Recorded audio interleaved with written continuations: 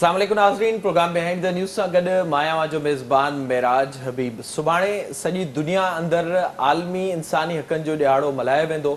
मजमूई तौर ते जेका मुल्क अंदरि तारीख़ रही आहे उहा कंहिं बि हद ते तारीफ़ जोगी नाहे रही। साॻिए तरीक़े सां सिंध अंदरि बि असांखे हर आए ॾींहुं अहिड़ा के न के वाक़िया मिलनि था जंहिंमें शदीद इंसानी हक़नि जूं भञकड़ियूं थियनि थियूं।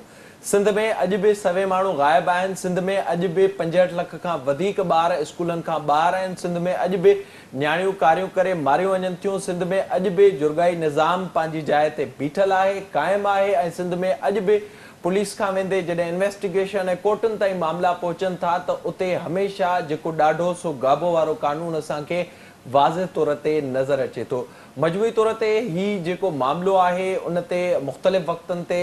मुख़्तलिफ़ माण्हुनि पारां कमु कयो वञे थो सिंध अंदरि, ऐं केतिरा ई अहिड़ा असांखे किरदार बि सिंध अंदरि मिलनि था। पर जेको हीउ बुनियादी तौर ते मसइलो आहे, इन जी जेका असुलु जड़ आहे उन बाबति पाण प्रोग्राम में ॻाल्हाईंदासीं। ऐं हिन वक़्तु छा सूरत हाल आहे, कहिड़ियूं तब्दीलियूं कुझु सालनि खां असांखे नज़र आयूं आहिनि, उन्हनि बाबति बि ॻाल्हाईंदासीं।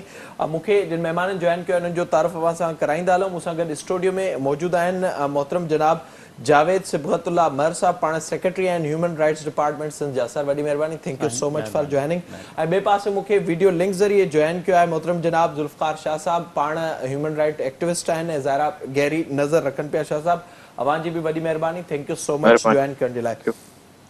जावेद साहब मां अवां खां शुरूआत कंदुसि। ज़ाहिरा जीअं मां ज़िक्र कयो पंहिंजे इंट्रो में, असांखे हर तरह जूं इंसानी हक़नि जूं ख़िलाफ़ वर्जियूं सिंध अंदरि थींदे नज़र अचनि पियूं ऐं गुज़िरियल केतिरे ई अरसे खां नज़र अचनि पियूं। अब नाज़रीन लाइ इहो ॿुधाइजो त जेको ह्यूमन राइट्स डिपार्टमेंट आहे उहो हिन वक़्तु छा पियो करे ऐं उन जो बुनियादी तौर ते कमु कहिड़ो आहे? बिस्मिल्लाह रहमान रहीम, सल्लल्लाहु अला मुहम्मद वसल्लम। सभ खां पहिरियों मेरा साहब मां तव्हांजो थोराइतो आहियां, तव्हां असांखे टाइम ॾिनो ऐं ह्यूमन राइट्स डिपार्टमेंट खे पंहिंजो मौक़िफ़ पंहिंजो जेको आहे साम्हूं आवाम जे साम्हूं रखण जो मौक़ो ॾिनो। सभ खां पहिरियों मां ॿुधाईंदो human rights department government of Sindh जेको आहे 2016 में ही डिपार्टमेंट इस्टेब्लिश थियो आहे। इन खां पहिरियों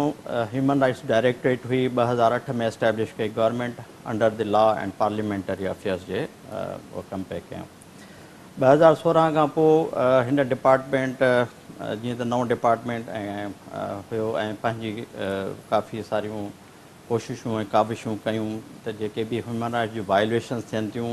उन्हनि ते तुर्त ऐं तकिड़ो क़दम खयो वञे। मुतलिका जेके इदारा आहिनि उन्हनि खे एक्टिवेट कयो वञे त ताकी उहो उन्हनि ते एक्शन्स खणनि। ह्यूमन राइट्स डिपार्टमेंट जा टे असांजा अटैच डिपार्टमेंट आहिनि जेके कमु करनि पिया। हिकिड़ो असांजो डिपार्टमेंट आहे Sindh human rights commission. Sindh human rights commission हिकिड़ो इंडिपेंडेंट इदारो आहे उन्हनि जी जेका law Sindh human rights act जे तहत उनखे इस्टेब्लिश कयो वियो आहे ऐं उहो जेका कंप्लेंट्स जेके बि कंप्लेंट्स थियनि थियूं उन्हनि खे ॾिसे थो पियो, हेयर करे थो पियो ऐं पंहिंजी रिकमेंडेशन्स गवर्नमेंट ऑफ सिंध खे मोकिले थो पियो। इन करे असांजो ॿियो जेको इदारो आहे जेको कमु करे पियो ह्यूमन राइट्स डायरेक्टरेट आहे ऐं हिन वक़्तु सिंध में सिर्फ़ु असांजा 3 डिविजन्स में उन्हनि जी ऑफिसिस आहिनि, कराची, हैदराबाद ऐं सखर में। ऐं असां हाणे इन जो दायराकार थोरो अॻिते वसी करणु चाहियूं था पिया ऐं असां रिसेंटली हाणे जेके ईंदड़ बजट में असां SNE प्रपोज़ल पुटअप कयूं पिया त असांजा जेके रहियल असांजा आहिनि डिविजन्स उते बि ऑफिसिस इस्टेब्लिश कयूं। लास्ट ईयर नवाबशाह में शहीद बेनज़ीराबाद डिवीज़न में बि असांजी ऑफिस जी जेकी आहे इस्टेब्लिशमेंट जी मंज़ूरी मिली आहे, पर उते अञा ऑफिस एक्टिव ऐं इफेक्टिव न आहे। असां हाणे उहा ऑफिस बि इस्टेब्लिश कंदासीं उनखे। सो ख़ैर मीरपुर ख़ासि ऐं बाक़ी लाड़काणे में असांजो प्रपोज़ल आहे त असां उते जेको आहे। टियों इदारो आहे ट्रीटी इम्प्लीमेंटेशन सेल जेको असांजो 4 UN कन्वेंशन्स आहिनि उन हवाले सां जेका पाकिस्तान जीअं त सिग्नेटरी आहे कोर कन्वेंशन जो ऐं डिफरेंट असांजा जेके आहिनि उन में असांजे रिपोर्टिंग ऑब्लिगेशन्स आहिनि। GSP प्लस आहे या यूनिवर्सल पीरियोडिक रिव्यू आहे UPR, उन तहत असां रिपोर्टिंग कयूं था पिया जंहिंमें जेका वर्ल्ड इंटरनेशनल जेके आहिनि ऑर्गेनाइज़ेशन्स आहिनि उहे पाकिस्तान जी ह्यूमन राइट्स जी सिचुएशन खे ऑब्ज़र्व कनि था। त इहो असांजो डिपार्टमेंट जो मुख़्तसर तारुफ़ आहे। अच्छा, इन बाबति इहो ॿुधाए जो ज़ाहिरा जीअं मां ज़िक्र कयो मुख़्तलिफ़ मामलनि जे हवाले सां, त उन में ह्यूमन राइट्स डिपार्टमेंट कहिड़ो किरदारु अदा करे पियो उन्हनि केसनि जे हवाले सां? अगरि किथे को वाक़ियो थिए थो, किथे कंहिंसां ज़ुल्म थिए थो, ज़्यादती थिए थी, उन बाबति ह्यूमन राइट्स डिपार्टमेंट कहिड़े तरीक़े सां किरदारु अदा करे पियो, कीअं उन्हनि शयुनि खे हैंडल करे पियो? असां वटि ह्यूमन राइट्स डिपार्टमेंट में कंप्लेंट सेल आहे, जिथे असां वक़्त सां मुख़्तलिफ़ वक़्तनि में असां डिफरेंट तरीक़े सां उहो कंप्लेंट सेल फंक्शन कंदो रहियो आहे। टोल फ्री नंबर असांजो आहे, जिथे असां जेका कंप्लेंट जंहिंखे बि का कंप्लेंट उहो कंप्लेंट रिसीव करे ऐं उन कंप्लेंट जी मुतलका जंहिं डिपार्टमेंट सां रिलेटेड करे थो पियो, असां उन डिपार्टमेंट खे उहा कंप्लेंट्स फॉरवर्ड कंदा आहियूं। ह्यूमन राइट्स डिपार्टमेंट वटि एज सच को लीगली को अहिड़ो प्रोविज़न न आहे त उहो कंप्लेंट्स खे पाण ॿुधे ऐं उन ते को ऑर्डर पास करे या को लीगली जेका असांजो जेको इख़्तियार आहे, असां उन कंप्लेंट्स खे जेका रेफर कंदा आहियूं मुतलका डिपार्टमेंट्स ॾे, या को इशू को ह्यूमन राइट्स वायलेशन जो को इशू आहे त उहो असां रेफर कंदासीं for inquiries and further investigation जे लाइ। त असां इन पंहिंजी जेके असांखे ज़िमेदारी उन तहत असांजी कंप्लेंट सेल जेको आहे उहो कमु करे थो पियो। असां प्रिंट मीडिया तो जेके बि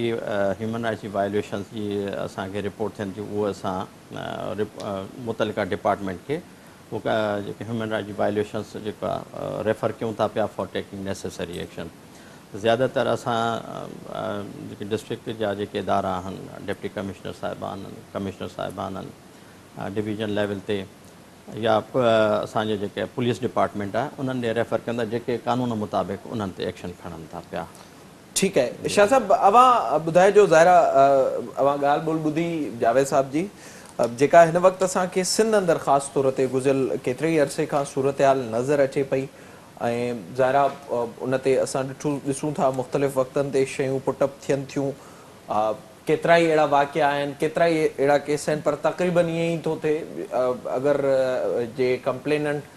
जेको आहे उहो एतिरी ताक़त नाहे रखंदड़, जंहिंजे ख़िलाफ़ु कंप्लेन थिए थी उहो ताक़त रखे थो, त पोइ मामिलो ठाह ते ई वञी पहुचे थो ऐं शयूं मंतक़ी अंजाम ताईं नथियूं पहुचनि सिंध अंदरि ख़ासि तौर ते। अवां छा पिया सम्झो इन जा बुनियादी तौर ते कारण कहिड़ा आहिनि? ॾिसो, मुंहिंजे ख़्याल में हाणे जेको हींअर तव्हां पाण जीअं शुरूआति में ॻाल्हि कई त इंतिहाई संगीन क़िस्म जा ह्यूमन राइट्स सां रिलेटेड चैलेंजिस आहिनि। मतिलबु असां पाकिस्तान जी लेवल ते ॾिसंदासीं त वॾे पैमाने ते चैलेंजिस आहिनि। हींअर मिसाल के तौर ते असांजे साम्हूं इंतिहाई हिकिड़ो अफ़सोसनाक वाक़ियो सियालकोट में थियो। इहो हिकिड़ो नओं चैलेंज आहे त कहिड़े हिसाब सां हिकिड़ी इंतिहा पसंदी जेको आहे उहा वधंदी वञे थी ऐं कहिड़े क़िस्म जो हिकिड़ो क़िस्म जो ब्रीड मुल्क में तयारु थिए थो। अगरि असां उन खां कंपेयर कंदासीं सिंध में, त सिंध में सूरत हाल काफ़ी बहितर आहे। उन जा हिकिड़ा ट्रेडिशनल कल्चरल हिस्टोरिकल बैकग्राउंड आहे त सिंध जेको आहे पीसफुल हिकिड़े क़िस्म जी धरती रही आहे। पर वरी जेके हिकिड़ा स्पेसिफिक चैलेंज आहिनि जिन तरफ़ तव्हां ॻाल्हि कई, मिसाल तौर पे कारोकारी आहे, इंतिहाई अनफॉर्चुनेटली स्टिल कंटिन्यू। असां ॾिठो त भई 2019 में 20 में 21 में कारोकारी जा इंतिहाई भयानक क़िस्म जा वाक़िया थिया। कुझु अहिड़ा इंडिविजुअल इंसिडेंट्स बि सिंध में थिया जेके बि इंतिहाई डिस्टर्बिंग ऐं अफ़सोसनाक आहिनि। वायलेंस सोसाइटीअ में इंतिहाई वधंदो थो वञे, ॿारनि जे ख़िलाफ़, वॾनि माण्हुनि जे ख़िलाफ़, मार्जिनलाइज़्ड कम्यूनिटीज़ जे ख़िलाफ़ असां काफ़ी जेको ॾिठो। कुझु अहिड़े क़िस्म जूं शयूं जेके वधंदियूं पियूं वञनि। पुलिस जे हवाले सां काफ़ी जेके शयूं साम्हूं आयूं, या जेके लॉ एंड ऑर्डर जूं अथॉरिटीज़ आहिनि उन जे हवाले सां साम्हूं आयूं। कुझु ॿिया नया चैलेंजिस ह्यूमन राइट्स वायोलेशन जा आया। मिसाल के तौर पे तव्हां ॾिसंदो त जेके माण्हू पंहिंजे हक़नि जे लाइ जिदोजहद कनि था, चाहे उन्हनि जा हक़ लैंड राइट्स जा हुजनि, चाहे उन्हनि जा हक़, मिसाल के तौर पे थर में जेको सॼो मामिलो हुयो, माण्हुनि जेको आहे पंहिंजे राइट्स जे लाइ कोशिशि कई, त उन्हनि सभिनी जे तरफ़ हिकिड़ो जेको एटीट्यूड आहे जनरली रियासत जो, इवन माण्हुनि जो इंडिविजुअली, जेको जीअं चाहियो त तव्हां चओ त जेको ॾाढो सो गाबो जेको पावरफुल माण्हू आहे उहो ॿियनि जे राइट्स खे वायोलेट करे थो। त मुंहिंजे ख़्याल में सूरत हाल त काफ़ी जेका आहे उहा डिस्टर्बिंग आहे। हाणे रही जेका ॻाल्हि त भई हिननि खे कीअं तव्हां फेस कंदव, उन में 2-3 तरीक़ा हूंदा आहिनि। मिसाल जे तौर पे सिंध में इंतिहाई हिकिड़ी मैसिव क़िस्म जी लेजिस्लेशन थी आहे, इंतिहाई पॉज़िटिव क़िस्म जी लेजिस्लेशन थी आहे। उहा औरतुनि जे हक़नि जे हवाले सां, ॿारनि जे हक़नि जे हवाले सां, लेबर राइट्स जे हवाले सां, इंस्टीट्यूशन्स ठाहिण जे हवाले सां त हिकिड़ी वॾी लेजिस्लेशन थी आहे। उहा लेजिस्लेशन इंतिहाई एप्रिशिएट करण जे क़ाबिल आहे। पर हाणे त उनखे तव्हां इम्प्लीमेंट कीअं कंदो? त जॾहिं लॉ ठही वेंदो आहे त तव्हांखे उनखे इम्प्लीमेंट करण जे लाइ हिकिड़ा राइट क़िस्म जा इंस्टीट्यूशन्स खपंदा आहिनि। हाणे उन इंस्टीट्यूशन्स जे हवाले सां बि तव्हां ॾिसंदो त सिंध में काफ़ी इदारा ठहिया आहिनि। जीअं साईं ॻाल्हि कई माहिर साहिब, त सिंध ह्यूमन राइट्स कमीशन आहे, उन कमीशन जो मेंबर आहियां हिकु। वुमेन राइट्स ते हिकिड़ा औरतुनि जे हक़नि ते कमीशन आहे, चाइल्ड प्रोटेक्शन अथॉरिटी आहे, तव्हां ॾिसंदो त हेल्थ केयर अथॉरिटी आहे, मेंटल अथॉरिटी आहे, और डज़न इंस्टीट्यूशन जेके सिंध में 2-3 सालनि जे अंदरि ठहिया आहिनि। मुंहिंजे ख़्याल में इहो इंतिहाई हिकिड़ो पॉज़िटिव स्टेप आहे, माण्हू हुनजो हिकिड़ो क्रेडिट गवर्नमेंट खे ॾिए त एटलीस्ट जेको तव्हां हिकिड़ी कमिटमेंट लॉ जे हवाले सां उन हवाले सां ठही आहे। पर हाणे बुनियादी तौर पे इहो चैलेंज आहे त इन्हनि खे कीअं इफेक्टिवली इस्तेमालु कजे, इन्हनि इदारनि खे, ऐं जेको चैलेंज आहे उनखे कीअं कजे, इन्हनि जी कोऑर्डिनेशन खे कीअं बहितर कजे। मुंहिंजे ख़्याल में इहो अॻिलो चैलेंज आहे जंहिंखे इंतिहाई हिकिड़े मौसर तरीक़े सां ॾिसण जी ज़रूरत आहे। ऐं ख़ासि तौर पे जेका साईं ॿाहिरि साहिब जी डिपार्टमेंट आहे, human rights department government of Sindh, मुंहिंजे ख़्याल में हुनजी इंतिहाई इंपॉर्टेंस आहे। छो जो हींअर रुॻो असां हिनखे मुल्की लेवल ते नथा ॾिसूं, सॼी दुनिया तव्हांखे वॉच करे थी, तव्हांजूं जेके ॿियूं शयूं आहिनि उहे ढकी छुपी वञनि थियूं। मिसाल तौर पे तव्हां ख़ासि तौर पे ॿिया खोड़ सारा अहिड़ा मामला आहिनि जेके तव्हांजा ढकी छुपी वञनि था, पर जेका ह्यूमन राइट्स जी वायोलेशन आहे उहा तव्हांजी इंतिहाई तव्हांखे हिकिड़े इंतिहाई एम्बेरेसिंग सूरत हाल में वठी वञे थी, नेशनल लेवल ते, इंटरनेशनल लेवल ते। त मुंहिंजो इहो ख़्यालु आहे त जेको हींअर सुभाणे 10 तारीख़ जो ॾिहाड़ो मल्हायूं था, उहो सिंध गवर्नमेंट जे तरफ़ां हिकिड़ी क्लियर क़िस्म जी कंक्रीट क़िस्म जी कमिटमेंट ऐं हिकिड़ो रोड मैप अचणु घुरिजे त जेके सिंध जे अंदरि चैलेंजिस ज़ाहिर आहिनि आहे, उनजो वे कहिड़े फॉरवर्ड छा तरीक़े आहे। सां उन्हनि शयुनि खे मंतकी अंजाम ताईं पहुचाइजे। जावेद साहब, इहो ॿुधाइजो ज़ाहिरा जी साईं जीअं पंहिंजी शुरूआति में ज़िक्र कयो, ताज़ो ई असां ॾिठोसीं सियालकोट में जेको इंसिडेंट थियो, सिंध अंदरि असांखे अहिड़े क़िस्म जा वाक़िया कंपेरेटिवली पंजाब खां असांखे घटि नज़र अचनि था, पर जेको ॿियो मामिलो आहे ज़बरदस्ती नियाणियुनि जी शादी खां वठी असांखे नज़र अचे थो, चाइल्ड राइट्स जी साईं ॻाल्हि कई, जेको मैरिज एक्ट आहे उहे मामला असांखे मुख़्तलिफ़ क़िस्मनि जा नज़र अचनि था, तोड़े उन सां मिलंदड़ जुलंदड़ अहिड़ा केतिरा ई वाक़िया थियनि था, अक्सर उहे शयूं रिपोर्ट नथियूं थियनि। घणी हद ताईं उनखे मीडिया बि कोशिशि कंदी आहे सोसाइटी जे हिसाब सां त उन्हनि खे रिपोर्ट न कजे। उन्हनि लाइ डिपार्टमेंट छा पियो करे, कीअं उहे शयूं पुटअप थियनि पियूं, ऐं ज़ाहिर जेके के अहिड़ा मामला आहिनि जेके सोसाइटी में साम्हूं नथा अचनि त उन्हनि ते कहिड़े तरीक़े सां कमु करे पियो? साईं, ह्यूमन राइट्स जा जेके वायलेशन थियनि थियूं उनजो बेसिक कारण जेको आहे असांजी जेको मुआशिरो जेको आहे उहो एजुकेट न आहे, जेको आहे मेजॉरिटी जेको असांजो मुआशिरो आहे उहो एजुकेट न आहे, ऐं उन मुआशिरे खे एजुकेट करण जी ज़रूरत आहे। उन्हनि खे उन्हनि जे राइट्स जे बारे में आगाह करण ॿुधाइण जी ज़रूरत आहे। असां प्यूनिटिव एक्शन केतिरा बि खणंदासीं, उन सां जेका प्यूनिटिव एक्शन सां जेको आहे मां नथो सम्झां त जेको आहे असां ह्यूमन राइट्स जी वायलेशन खे कंट्रोल करे सघंदासीं एज सच। उन लाइ असांखे प्रिवेंटिव मेजर्स वठणा पवंदा, यानी असां हाणे उन सिलसिले में जीअं सुभाणे जेको आहे इंटरनेशनल ह्यूमन राइट्स डे आहे, इन डे खे मल्हाइण जो सबबु इहो ई हूंदो आहे त उन सोच उन ख़्याल खे ज़िंदा करणु त इंसाननि जा के हक़ आहिनि, डिफरेंट हक़ आहिनि जेके औरतुनि जा, ॿारनि जा, ऐं असां तजदीद कंदा आहियूं, अहद कंदा आहियूं त असां उन्हनि हक़नि जी पालना, असां उन्हनि हक़नि खे जेको आहे पासदारी कंदासीं। हाणे असां ह्यूमन राइट्स डिपार्टमेंट असां थोरी कोशिशि कई आहे, हिकिड़ी नंढी कोशिशि आहे इहा, ऐं हिकिड़ो स्टार्ट आहे। असां उन डे खे वीक में खणी विया आहियूं। असां ह्यूमन राइट्स वीक सेलिब्रेट कयूं था पिया, उन में असां डिफरेंट एक्टिविटीज़ जेके आहिनि उन हिसाब सां प्लान कयूं आहिनि त ताकी असां पंहिंजे आवाम ताईं, असां पंहिंजे सिंध जे माण्हुनि ताईं पहुचूं, हर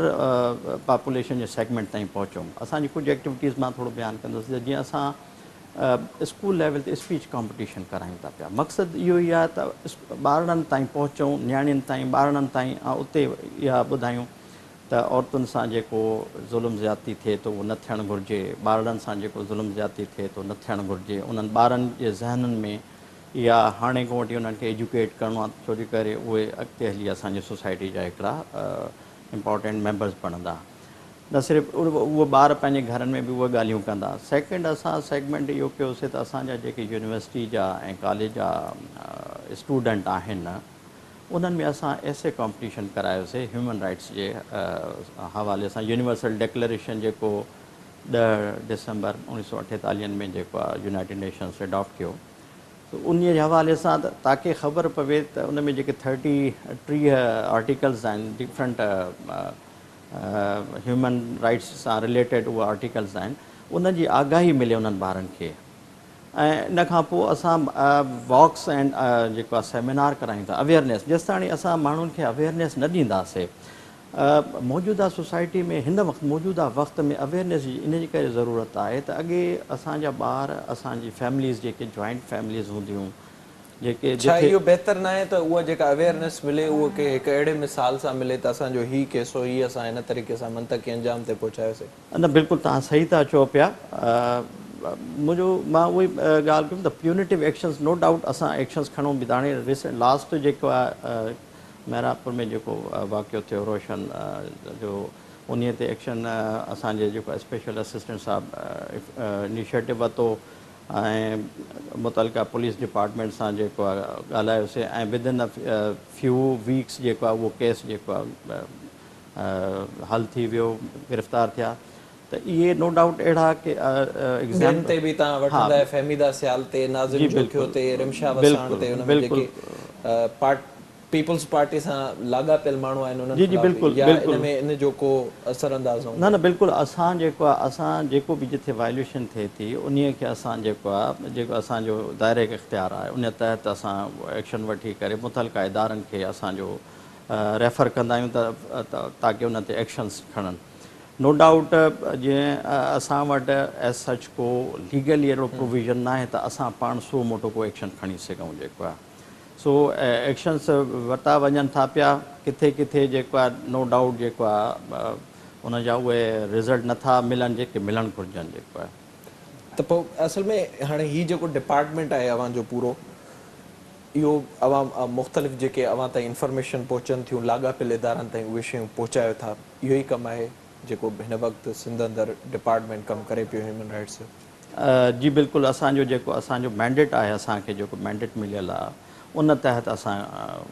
उन जे दायरेकार ते कमु कयूं था पिया जेको। ठीकु आहे शाह साहिबु, अव्हां ॿुधाइजो, ज़ाहिरा महर साहिब जी ॻाल्हि ॿोल अव्हां ॿुधी, जेका सूरत हाल आहे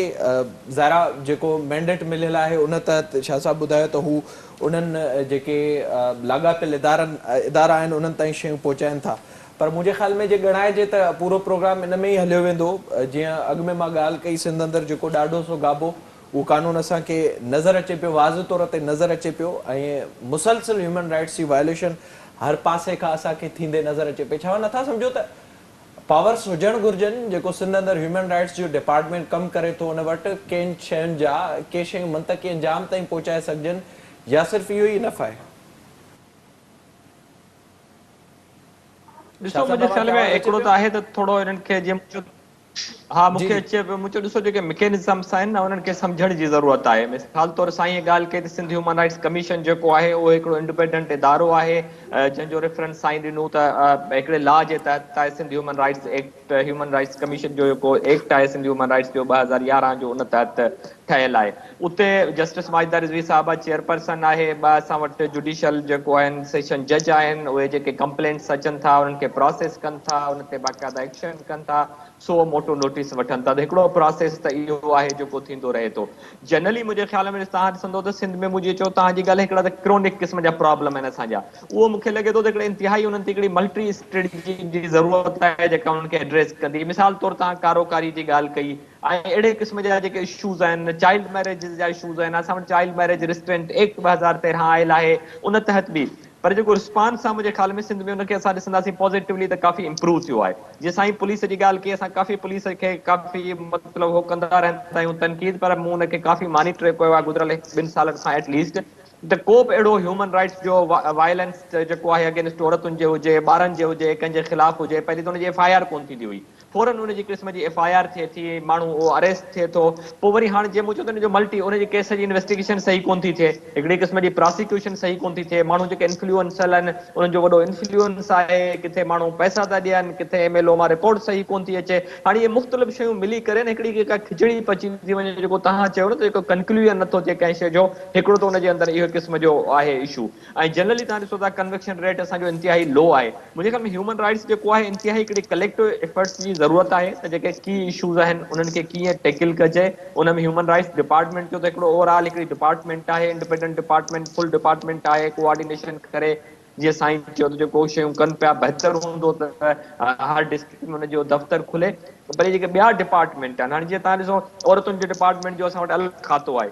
वरी औरतुनि जे राइट्स जी अलॻि कमीशन आहे त मुंहिंजे ख़्याल में जेके इदारा कमीशनूं सिंध ह्यूमन राइट्स जे मुंहिंजो त ओवर ए डज़न कमीशन्स आहिनि हाणे हिन वक़्तु ज़रूरत इहा त इन्हनि जे अंदरि कोऑर्डिनेशन थिए पोइ जेको पुलिस जो इंतिहाई अहम रोल आहे उन में थिए प्रोसिक्यूशन में थिए इवन कंहिं लेवल ते जुडिशरी सां बि नेगोशिएट करण जी ज़रूरत आहे त मुंहिंजे ख़्याल में इन कलेक्टिव हुअण सां 3-4 जेके इशूज़ आहिनि ख़ासि तौर पे जीअं असां ॻाल्हि कई आहे त औरतुनि जे हक़नि जी ॻाल्हि आहे ॿारनि जे हक़नि जी ॻाल्हि आहे वायलेंस आहे इनखे त तव्हां टेकल करे सघो था पर जॾहिं असां ह्यूमन राइट्स जी ॻाल्हि कयूं था कुझु ॿिया इशूज़ आहिनि मिसाल के तौर पे तव्हां शुरू में इन्फोर्स डिसअपियरेंस जी ॻाल्हि कई हाणे इहो हींअर हिकिड़ो इन्फोर्स डिसअपियरेंस जो बिल जेको आहे फेडरल लेवल ते हुनजी ॻाल्हि थिए पई हाणे उहो त हुनखे ॾिसणो पवंदो त उहो हिकिड़ो रियासत कीअं हुनखे टेकल करे थी क्या उनजो एटीट्यूड उन तरफ़ छा आहे उहो उन लेवल ते हल थींदो पर सिंध खे हुन में प्रोएक्टिवली उहो हिकिड़ी अहिड़ी लेवल आहे जेका मुंहिंजे ख़्याल में लीडरशिप जे लेवल ते हुनखे टेकल करण जी ज़रूरत आहे त उहो उन हिसाब सां थींदो ॿियो ज़ाहिर वरी आहे इन जेको ते इशू आहे जेके सभिनी खे बेसिक पंहिंजो राइट्स किरदारु आहिनि माण्हुनि अदा जा करण जी राइट टू ज़रूरत एजुकेशन आहे। आहे राइट टू हेल्थ आहे पीअण जो पाणी साफ़ माण्हुनि खे मिलणु घुरिजे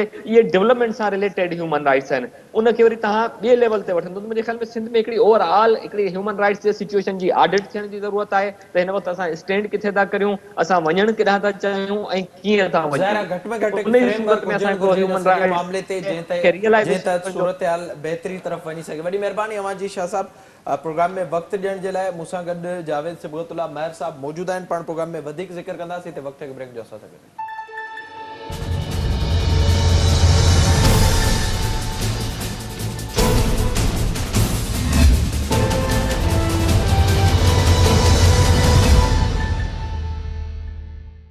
प्रोग्राम में एक बार ॿीहर भलीकार पाण साॻिए मौज़ू खे कंटिन्यू कंदासीं ज़ाहिरा ब्रेक खां पहिरीं जीअं शाह साहब ज़िक्र कयो मुख़्तलिफ़ जेके मामला असांखे नज़र अचनि था उन्हनि बाबति बुनियादी तौर ते को फ्रेमवर्क ई सिंध अंदरि असांखे ख़ासि तौर ते नज़र नथो अचे। मूंसां गॾु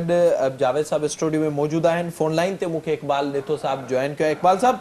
अवां ॿुधाइजो ज़ाहिरा सुभाणे मल्हाइजे पियो इंसानी हक़नि जो आलमी ॾिहाड़ो ऐं पाण ज़िक्र कयूं पिया प्रोग्राम में सिंध अंदरि जेके ख़िलाफ़ वर्जियूं थियनि पियूं उन बाबति तव्हां कीअं पिया ॾिसो सूरत हाल बहितरी तरफ़ वञे पई या आख़िर उन बाबति कहिड़ा कारण आहिनि जो शयूं असांखे मंतकी अंजाम ताईं वेंदे नज़र नथियूं अचनि सिंध में? थैंक यू महराज इन में को शक कोन्हे त सुभाणे 10 डिसंबर इंसानी हक़नि जो आलमी पधरनामे जे ॾींहं जे हवाले सां मल्हायो वञे पियो ऐं मां नाज़रीन खे इहो ॿुधाईंदो हलां त 10 डिसंबर 1948 में इहो universal declaration of human rights जंहिंखे असां बाइबल ऑफ राइट्स चवंदा आहियूं इहो एडॉप्ट थियो हुयो उन वक़्तु जॾहिं अक़वाम मुतहिदा जा 56 मुल्क मेंबर हुया ऐं 48 मुल्कनि फेवर में कयो हुयो ऐं 8 मुल्कनि उनजे एब्सटेंड कयो ऐं पाकिस्तान बि उन्हनि मां हिकिड़ो सिग्नेटरी हुयो। ऐं इन में महराज 2 हिसा आहिनि हिकिड़ा त उहे आहिनि जेके सिविल एंड पॉलिटिकल राइट्स आहिनि ऐं ॿियो हिसो आहे economic social and cultural rights जो। ऐं अक़वाम मुतहिदा जो इहो universal declaration of human rights ऐं international covenant on civil and political rights ऐं international covenant on economic social cultural rights जंहिंखे असां बिल ऑफ राइट्स चवंदा आहियूं पाकिस्तान हुकूमत इन्हनि टिनि कन्वेंशन जी ऐं universal declaration of human rights जी as a customary international law जे मथां बाइंडिंग आहे। हाणे अचूं था त इहे साॻा जेके बि सिविल शहरी सियासी समाजी सकाफ़ती हक़ आहिनि उहे आईन पाकिस्तान में बि आर्टिकल 8 खां 28 ताईं ऐं प्रिंसिपल्स ऑफ पॉलिसी में 29 खां 40 ताईं समायल आहिनि। हाणे ग्राउंड रियलिटी छा आहे उहा जीअं तव्हां ॿुधायो पिया त सॼी दुनिया में जेका रियलिटी आहे ऐं रिटॉरिक्स आहे ऐं जेका आइन में या लॉज में जेके शयूं ॾिनल आहिनि उन्हनि जी में वॾो फ़र्क़ु आहे जेको। ठीकु आहे ज़ाहिर आहे जेको असांखे नज़र अचे पियो। जावेद साहब अवां ॿुधाइजो जीअं ज़िक्र कयो ॾिठो साहब हवाले सां नाज़रीन खे आगाह करण जे लाइ हिन वक़्तु जेका हिते असांखे बुनियादी तौर ते सूरत हाल सिंध अंदरि नज़र अचे पई उन बाबति उन्हनि जी बहितरी जे लाइ अवां वटि कहिड़ा प्लान्स आहिनि कहिड़े तरीक़े सां उनखे अञा वधीक बहितर करे सघिजे पियो जीअं शयूं जेके साम्हूं अची सघनि ऐं आसानी सां साम्हूं अची सघनि ऐं जॾहिं अचनि त उन खां पोइ उन्हनि जो को अंजाम बि थी सघे। जीअं त शाह साहब बि ॿुधायो त काफ़ी असां सिंध गवर्नमेंट लॉ ऐं जेके आहिनि एक्ट्स जेके आहिनि पास कया आहिनि ऐं डिफरेंट डिपार्टमेंट्स जेके आहिनि उहो ह्यूमन राइट्स जे हवाले सां कमु करनि पिया। जेको आहे ज़रूरत आहे उन्हनि सभिनी डिपार्टमेंट्स जे दरमियान कोऑर्डिनेशन जी ज़रूरत आहे। ऐं असां ह्यूमन राइट्स डिपार्टमेंट जेके चाहियूं पिया त उहे सभु जेके बि डिपार्टमेंट जेके कमकार कनि था पिया under the umbrella of human rights department, उन्हनि जी जेकी बि एक्टिविटीज़ आहिनि उन्हनि कोऑर्डिनेटेड एफर्ट असां जेके वरिता वञनि, कोऑर्डिनेशन उन्हनि जी थिए ताकी इशूज़ खे प्रॉपर तरीक़े सां टाइमली जेको आहे रिज़ॉल्व कयो वञे। हाणे हिन वक़्तु जेका खोड़ सारा स्टेप्स डिफरेंट डिपार्टमेंट्स वठनि था पिया, जेके ओवरलैप बि थियनि पिया, इशूज़ ओवरलैप बि थियनि पिया। कुझु शयूं जेके आहिनि वीमेन डेवलपमेंट डिपार्टमेंट सां वाबस्ता आहिनि, उहे सोशल वेलफेयर डिपार्टमेंट बि लुक आफ्टर करे थो पियो। त असां त कोशिशि कयूं था पिया त जहिड़े तरीक़े सां असांजा इशूज़ अॼुकल्ह जी मौजूदा कम्प्लेक्स सोसाइटी में जेके ह्यूमन राइट्स जा इशूज़ कम्प्लेक्स इशूज़ उभरनि था पिया, त ज़ाहिर आहे उन्हनि जो हल बि जेको आहे सिस्टमेटिक वे में ऐं साइंटिफिक वे में जेको कजे। त असां डिफरेंट तव्हांखे ॿुधाया त असां हिकिड़ो मैकेनिज़म सॉफ्टवेयर डेवलप कयूं पिया जेको आहे, जंहिंमें जेको इहे सभु डिपार्टमेंट्स जेके बि ह्यूमन राइट्स जी वायोलेशन्स थियनि पियूं उन्हनि ते रिपोर्टिंग उन्हनि खां जेको आहे ऑनलाइन वरिती वेंदी ऐं उहो उन्हनि खे ऑनलाइन जेको आहे रिपोर्ट कंदा जेको आहे। इन खां अलावा कंप्लेंट सेल असां जेके मुख़्तलिफ़ डिपार्टमेंट्स जा कंप्लेंट सेल आहिनि, मुख़्तलिफ़ टोल फ्री नंबर्स ॾिनल आहिनि जिन ते जेको आहे कंप्लेंट्स रिसीव करे सघनि था।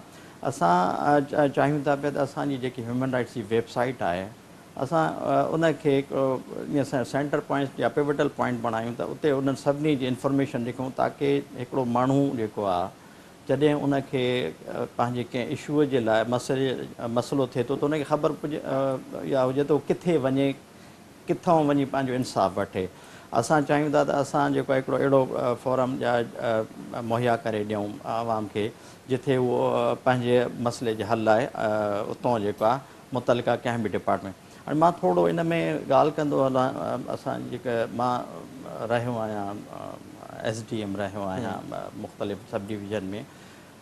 पुराणे वक़्त में जेको डिप्टी कमिश्नर सिस्टम हूंदो डिस्ट्रिक्ट लेवल ते, इशूज़ सेटल जेके तव्हांजा थींदा उहे डिस्ट्रिक्ट लेवल ते ई थींदा, उहे इम्प्लीमेंटिंग अथॉरिटीज़ उते ई आहिनि। जेको आहे उन्हनि डिस्ट्रिक्ट ते असांजा जेके बि इदारा आहिनि उन्हनि खे इफेक्टिव करिणो पवंदो, मज़बूत करिणो पवंदो। असां चाहियूं था पिया त डिस्ट्रिक्ट ते डिस्ट्रिक्ट ह्यूमन राइट्स कमेटीज़ जेके आहिनि उन्हनि खे फ़ाल करायूं ऐं उन में सभु डिपार्टमेंट्स जा नुमाइंदा मौजूदु हूंदा, प्लस उन डिस्ट्रिक्ट जा सोशल जेके आहिनि सिविल सोसाइटी जा या ह्यूमन राइट्स एक्टिविस्ट आहिनि उहे उन जा मेंबर हूंदा। त डिस्ट्रिक्ट में जेकॾहिं को किथे बि को इशू थिए थो पियो त उनखे विदाउट वेस्टिंग एनी टाइम जेको आहे वो मुतलका इदारा उन ते एक्शन डिस्ट्रिक्ट लेवल ते जॾहिं शयूं वाज़ थींदियूं त उन सां अञा बहितरी अची सघे थी। इक़बाल साहब, अवां ॿुधाइजो ज़ाहिरा जेका हिन वक़्तु असांखे सिंध अंदरि शायदि लाइन ड्रॉप थी वई। जी सर, इन खां अलावा इहो बि आगाह कजो, ज़ाहिरा जीअं अवां ज़िक्र कयो पिया इन्हनि शयुनि जे हवाले सां, छा सम्झो पिया त इन्हनि जेके मुख़्तलिफ़ शयूं असांखे नज़र अचनि पियूं ह्यूमन राइट्स जी वायलेशन जे हवाले सां ख़ासि तौर ते सिंध अंदरि, उन्हनि में बहितरी जे लाइ जेके असांखे मुख़्तलिफ़ ऑर्गनाइज़ेशन कमु हिन वक़्तु नज़र अचनि थियूं सिंध में, जीअं साईं बि ज़िक्र कयो हिकु डज़न खां वधीक ऑर्गनाइज़ेशन सिंध में कमु कनि पई, त उन्हनि खे बि हिकु अम्ब्रेला में आणे सघिजे थो ऐं उन तहत ई शयूं कंहिं हद ताईं बहितर थी सघनि थियूं। जी बिल्कुलु, जेको आहे हाणे सिंध में मुख़्तलिफ़ NGOs नॉन गवर्नमेंटल ऑर्गनाइज़ेशन्स उहे बि ह्यूमन राइट्स ते कमु करनि थियूं पियूं, लेकिन हर जेके इदारो या हर ऑर्गनाइज़ेशन उहो इंडिविजुअली कमु करे थो पियो ऐं ज़रूरत आहे उन सभिनी जी जेकी बि स्ट्रेंथ आहे उनखे यूनाइट कयो वञे ऐं कंहिं अम्ब्रेला जे तहत आणियूं त ताकी असां जेके बि इशूज़ आहिनि उनखे इफेक्टिवली टैकल करे सघूं। गवर्नमेंट ऑफ सिंध हिन वक़्तु काफ़ी लॉज़ पास कया आहिनि ऐं हाणे असल ज़रूरत आहे उनजी इम्प्लीमेंटेशन जो मामलो उते बि उन लॉज़ खे सम्झण जी बि ज़रूरत आहे। इक़बाल साहब, अवां ॿुधाइजो ज़ाहिरा जेको ज़िक्र कनि पिया मूंसां गॾु वेठल महिमान, जेका असांखे हिन वक़्तु सिंध अंदरि सूरत हाल नज़र अचे पई ऐं ज़ाहिरा उन में मुख़्तलिफ़ तंज़ीमूं बि असांजे साम्हूं आहिनि ऐं शयूं अचनि थियूं साम्हूं उन ते मुख़्तलिफ़ तरीक़नि सां जेके बि NGOs आहिनि डिपार्टमेंट ठहियल आहिनि उहे एहतिजाज कनि था हाणे सोसाइटी बि उन में इन्वॉल्व थिए पई तव्हां छा पिया सम्झो त बहितरी जे लाइ कहिड़ा क़दम अञा खणण जी ज़रूरत आहे त घटि में घटि जीअं शयूं जेके साम्हूं अचनि थियूं उहे हिकु त अंजाम ताईं बि पहुचनि ऐं जेको असांखे हिकु तासुर मिले थो सिंध अंदरि जीअं मां हमेशह ज़िक्र कंदो आहियां जेको ॾाढो सो गाबो वारो उहो जेको तासुर आहे उहो न मिले ऐं घटि में घटि जेको विक्टिम आहे उहो पाण खे महसूसु करे त हुनखे को ख़तरो न आहे हुन सां गवर्नमेंट बीठल आहे हुन सां ह्यूमन राइट्स डिपार्टमेंट बीठल आहे बिल्कुलु महराज हाणे तव्हां बसि बुनियादी शयूं उथारियूं आहिनि न इन में त को शक कोन्हे जीअं जावेद साहब बि ॿुधाए थो त असांजे सिंध में ह्यूमन राइट्स जे हवाले सां लीगल फ्रेमवर्क तमामु सुठो आहे मिसाल Sindh human rights protection act 2011 आहे सिंध चाइल्ड प्रोटेक्शन एक्ट 2011 आहे ऐं ॿिया Sindh child marriage resident act हुजे या सिंध डोमेस्टिक वायलेंस एक्ट 2013 हुजे ऐं ॿिया तमामु घणा जेके लॉज जो लीगल फ्रेमवर्क आहे हाणे सिर्फ़ु हिकिड़ी जेका कमी आहे उहा जीअं जावेद साहब पाण ॿुधाए पियो त ही कॉम्प्लेक्स इशू आहे इंटर डिपार्टमेंटल इशूज़ आहिनि त हाणे इन्हनि जे लाइ इंटर डिपार्टमेंटल हिकिड़ी कमेटी कोन्हे जेका अरिड़हीं तरमीम खां पोइ ह्यूमन राइट्स सब्जेक्ट जेको डिवॉल्व थी आयो आहे ऐं लीगल फ्रेमवर्क त असां वटि आहे ऐं इंस्टीट्यूशनल फ्रेमवर्क जेको ख़ुदि जावेद साहब खे चए त अल्टीमेटली जेसोनी ज़िले जी लेवल ते उहो ह्यूमन राइट्स ऑफिसर न हूंदो ज़िले जी लेवल ते लीगल एड ऑफिस न हूंदी ज़िले जी लेवल ते माण्हू जेको जादरसीअ लाइ जंहिंजी बि ह्यूमन राइट्स जी वायोलेशन थींदी कंहिंखे स्कूल कंहिंजो बंदि आहे कंहिंखे हॉस्पिटल में दवा नथी मिले कंहिंखे सैनिटेशन कोन्हे कंहिंखे पाणी जी सहूलियत कोन्हे या कंहिंखे पुलिस जो तशदुद थो थिए FIR नथी थिए त हाणे उन्हनि खे अल्टीमेटली जेको दरवाज़ो आहे उहो ज़िले जी लेवल ते खड़काइणो आहे ऐं हू पोइ अचनि था सूबे जी लेवल ते सो हिकिड़ी त असां वटि वॾे में वॾो जेको इंस्टीट्यूशनल इंटर डिपार्टमेंटल जेका आहे कमेटी ऐं मूंखे थोरी ख़ुशी आहे जावेद साहब जे एफर्ट्स जे करे जेको हिननि ह्यूमन राइट्स टास्क फोर्स ठाहियो आहे उन में हिननि इंटर डिपार्टमेंटल प्रायोरिटीज़ ठाहियूं आहिनि ऐं लास्ट महीने हिकिड़ी TT इम्प्लीमेंटेशन सेल आहे जेको फेडरल गवर्नमेंट ते जो तरफ़ों आहे ऐं उन सूबनि में बि ठाहियो आहे ऐं हर सूबे जे डिपार्टमेंट में हिकिड़ो फोकल पर्सन कयो आहे पर मूंखे अञा ताईं शयुनि जी गुंजाइश इहा ई आहे त सोशल वेलफेयर हुजे माइनॉरिटी अफेयर्स हुजे वुमन डेवलपमेंट हुजे ह्यूमन राइट्स डिपार्टमेंट हुजे इन्हनि में एनुअल डेवलपमेंट प्रोग्राम हुजे इन्हनि में प्रोग्राम्स हुजनि इन्हनि में वधीक कैपेसिटी हुजे इंस्टीट्यूशनल शयूं हुजनि असांजी हुकूमत जी सोशल प्रायोरिटी अञा घटि आहे जहिड़ी एजुकेशन खे आहे जहिड़ी वर्क्स एंड सर्विस खे आहे जहिड़ी रोड्स खे आहे जहिड़ी ॿियनि डिपार्टमेंट्स खे आहे अहिड़ी सोशल प्रायोरिटी जेका आहे ह्यूमन राइट्स डिपार्टमेंट खे हुनजो इंफ्रास्ट्रक्चर हाणे बि जावेद साहब तव्हांखे ॿुधाईंदो त हिननि वटि को एडिशनल सेक्रेटरी कोन हूंदो हिननि वटि को डिप्टी सेक्रेटरी कोन हूंदो हिननि वटि ह्यूमन राइट्स जो डायरेक्टोरेट हिन वटि कोन्हे को हिन वटि हुननि खां पुछा कयो त बजेट केतिरी आहे जॾहिं प्राउंशल लेवल ते इहो इंफ्रास्ट्रक्चर आहे त ज़िले जी लेवल ते असांखे 13 साल थी विया आहिनि 18th अमेंडमेंट खां पोइ अनफॉर्चुनेटली उहे ॿारनि जा राइट्स हुजनि माइनॉरिटी राइट्स हुजनि वुमन राइट्स हुजनि उन्हनि खे असां सेगमेंटाइज़ेशन में कयो आहे उन्हनि खे असां होलिस्टिक अप्रोच में कोन पिया कयूं महराज ज़ाहिर आहे जेको असांखे मुसलसिल नज़र अचे पियो क्विकली सर जीअं ॿुधायो साईं जन तव्हां एग्री कयो था सभ खां पहिरियां ऐं उन सां गॾो गॾु इहो ॿुधाइजो त जॾहिं हिकिड़ियूं शयूं मौजूदु आहिनि उन खां पोइ बि केतिरी अञा वधीक प्रायोरिटी ॾियण जी ज़रूरत आहे ख़ासि तौर ते जेको अवां ज़िक्र कयो पिया डिस्ट्रिक्ट लेवल ताईं वञण ताईं जीअं इशूज़ साम्हूं अची सघनि अवां ताईं पहुची सघनि ऐं जेको फंडिंग वारो मामिलो आहे अच्छा मां हिन में साईं जी ॻाल्हि खे थोरो बिल्कुलु वधाईंदो हलां त डिस्ट्रिक्ट लेवल ते जेसि ताणी को सेटअप न हूंदो तेसि ताणी इफेक्टिव का इम्प्लीमेंट असां ह्यूमन राइट्स डिपार्टमेंट हींअर रिसेंटली जेको आहे असां डिस्ट्रिक्ट लेवल ते पंहिंजा लीगल एड सेंटर्स इस्टेब्लिश कयूं पिया जेको आहे अंडर प्रोसेस आहे इनशाला विदिन अ मंथ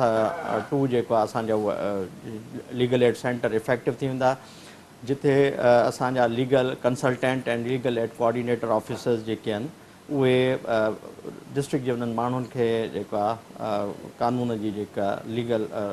एडवाइसिस थी या ॿी का मदद मुहैया कंदा उहे असांजा ऑफिसर डिस्ट्रिक्ट एडमिनिस्ट्रेशन सां बि कोऑर्डिनेशन में हूंदा, उन्हनि डिपार्टमेंट सां बि कोऑर्डिनेशन में हूंदा, जिन जो कमु आहे उन मुतलका वायोलेशन्स जे हवाले सां मुतलका सेगमेंट ऑफ जेके सोसाइटी जो आहे ॿारनि जीअं या औरतुनि जा जेके उन सां रिलेट उन्हनि खे एक्टिवेट करण में उहा हेल्प आउट कंदा जेको आहे। सो असांजी इहा एफर्ट्स असां कोशिशि वठूं था पिया। या ॿी प्रोविंशियल लेवल ते जीअं साईं ॿुधायो त असां वटि प्रोविंशियल टास्क फोर्स जेको आहे उनखे असां एक्टिवेट कयो अथसीं। उहा प्रोविंशियल टास्क फोर्स 2016 में ठही हुई, वरी 2019 में जेको उनखे ॿीहर जेको रिवाइव कयो वियो। हींअर असां तक़रीबन मां सम्झां थो 20-25 ॾींहं थींदा, बल्कि जेको आहे 10-15 ॾींहं थींदा, 24 नवंबर ते असां प्रोविंशियल टास्क फोर्स जी मीटिंग कॉल कईसीं, जंहिंमें इहे सभु डिपार्टमेंट जिन जे ज़िम्मे मुख़्तलिफ़ इहे कम आहिनि, उनमें पुलिस डिपार्टमेंट आहे, उनमें असांजो होम डिपार्टमेंट आहे, प्रिज़न डिपार्टमेंट थियो, असांजो माइनॉरिटी, इहे सभु डिपार्टमेंट जा फोकल पर्सन्स उते आया ऐं असां रिव्यू कयोसीं